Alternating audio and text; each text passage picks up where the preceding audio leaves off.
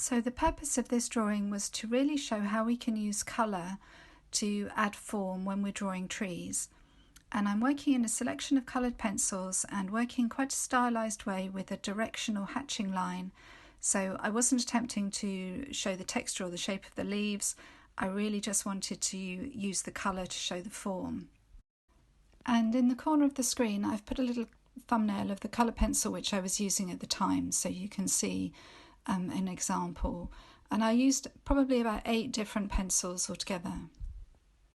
And the way in which I'm going to introduce form is through the impression of directional lighting. So I'm working as if I have a light source, the sun, falling on the trees from the top left-hand corner of my drawing. And I'm graduating the tone from lightest in the top left to darkest in the bottom right. So I'm using the colour tonally, as in light and dark greens, but I'm also thinking about the colour temperature or colour bias of the greens that I'm using. So the lighter greens are also much warmer in that they're yellow based, and the darker greens that I'm using, I've chosen ones which are blue based and more of a sort of fir green, so they will recede. So all of those together should help to really enhance the idea of creating form. And the other thing that you'll see me doing is using a red pencil. So I had a lighter and a darker version of red. And red's the complementary of green. And we know that when we put complementary colours together, they create these very sympathetic tertiary colours.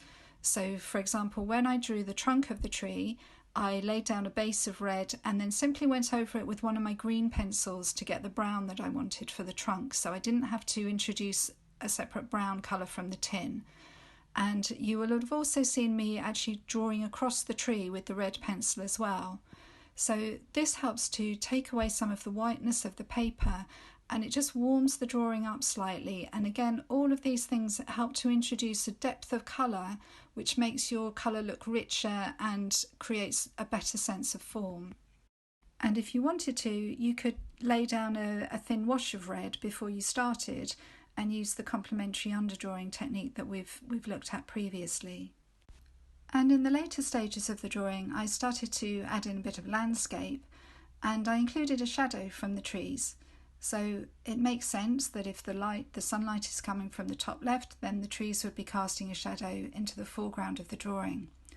And it's all things like this which add a little bit more authenticity to your drawing and will make it more convincing to the viewer. And at the end I went back and used several pencils again to really build up the colour, to make it as rich as possible, add in a little bit of definition, and just so that the colours were appearing in different amounts all across the drawing to really try and pull the whole thing together.